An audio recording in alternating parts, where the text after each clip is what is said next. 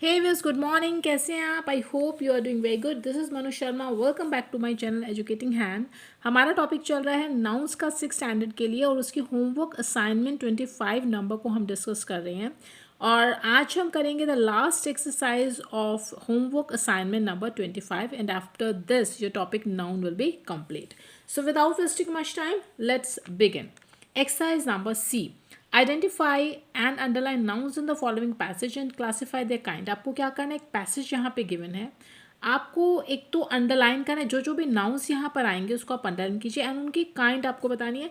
Actually बस यहाँ पे ना स्पेस गिवन नहीं है, तो मैं थोड़ा सा आपको हिंट दूंगी, जस्ट लिखूंगी थोड़ा सा ताकि आपको समझ में आ जाए। यहीं पे इसको सॉल्व करेंगे, तो ध्यान से आप इस एक्सरसाइज को देखेंगे मेरे साथ। चलिए, the novel opens on an island where two boys meet. ये जो नॉवल है ये शुरू होती है उस आइलैंड के बारे में है जहाँ पे दो लड़के मिलते हैं। अब देखिए यहाँ पे जो नाउन है, एक तो नॉवल है, ऑलरेडी इन्होंने अंडरलाइन करके दिया हुआ है, और एक आइलैंड है, ये भी इन्होंने अंडरलाइन करके दिया हुआ है। तो नॉवल एक कॉमन नाउन है, तो मैं सी इसके लिए यहाँ पे लिख रही हूँ। आइलैंड जो इज़ ऑल्सो कॉमन नाउन, तो यहाँ पे भी मैं कॉमन के लिए सी लिख रही हूँ। ठीक है, स्पेस थोड़ा कम है, इस वजह से मैं इस तरीके से आप समझ जाएँ, क्योंकि मैं साथ में आपको बोल भी रही हूँ। जहाँ पे दो लड़के, टू बॉयज़, देखिए बॉयज़ फिर एक नाउन आ गया, ये भी एक कॉमन नाउन है। ठीक है, तो ये आपका नाउन हो गया। दो लड़के मिले, one of them is Ralph, उनमें से एक तो है राल्फ, दो लड़कों में से। अब राल्फ एक लड़के का नाम है, तो ये एक नेम है, इट्स अ प्रॉपर नाउन, तो मैंने यहाँ पे पी लिख दिया।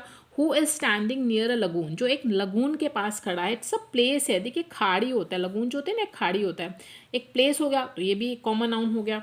द अदर बॉय, देखिए रिपीट होंगे यहाँ पे, जो नाउन्स हैं वो रिपीट हो रहे हैं, कोई बात नहीं अगर रिपीट होते हैं तो। बॉय फिर से रिपीट हो गया, आपको पता है इट्स अ कॉमन नाउन। दूसरा लड़का है पिगी, उसका नेम पिगी है, it's a proper noun because it's a name. Who is fat, जो मोटा एंड वियर ग्लासेस, और वो ग्लासेस पहनता है, ग्लासेस भी एक थिंग, एक ऑब्जेक्ट है, इट्स ऑल्सो कॉमन नाउन। ठीक है, बट टॉक्स इंटेलिजेंटली, ग्लासेस इसने पहने हुए हैं लेकिन वो बड़े इंटेलिजेंटली जो है वो बात करता है। देयर कन्वर्सेशन, उनकी जो कन्वर्सेशन है, उनकी जो बातचीत है, बातचीत रिवल्स, उससे हमें ये पता चलता है that these boys, again boys आ गया, फिर से नाउन हो गया आपका कॉमन।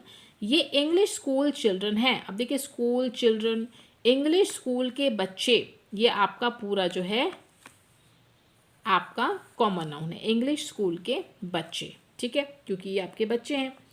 हुज पैसेंजर, ठीक है, ये उनकी बात से हमें पता चलता है कि वो इंग्लिश स्कूल के बच्चे हैं।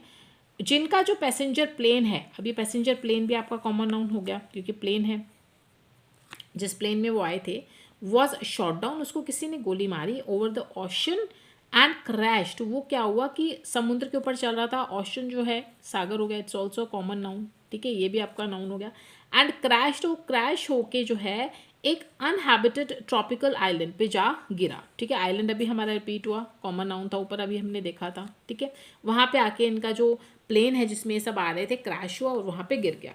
राल्फ एंड पिगी, देखिए रिपीट हो रहा है, प्रॉपर नाउन थे ये दोनों आपके। ठीक है, राल्फ और पिगी जो है वो बहुत क्यूरियस हैं about the fate of other boys, दूसरे जो लड़के उनके साथ थे उनका क्या हुआ, ये जानने के बारे में बहुत उत्सुक हैं। And might have survive the crash, हो सकता है कि शायद वो उन्होंने सर्वाइव कर लिया हो, बच निकले हों जो क्रैश अभी हुआ था। जस्ट देन, तभी they spot something in the water, तभी उनको क्या हुआ कि उनकी नज़र पानी में पड़ी। देखिए एक मटेरियल नाउन आ गया, पानी जो है आपको नेचर से मिलता है। ठीक है, ये आपका एम फॉर मटेरियल नाउन है।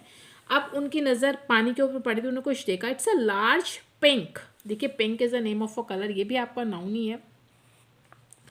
अब उनका जो एक बड़ा सा ना पिंक क्रीम कलर की शेल है, shell is also common noun.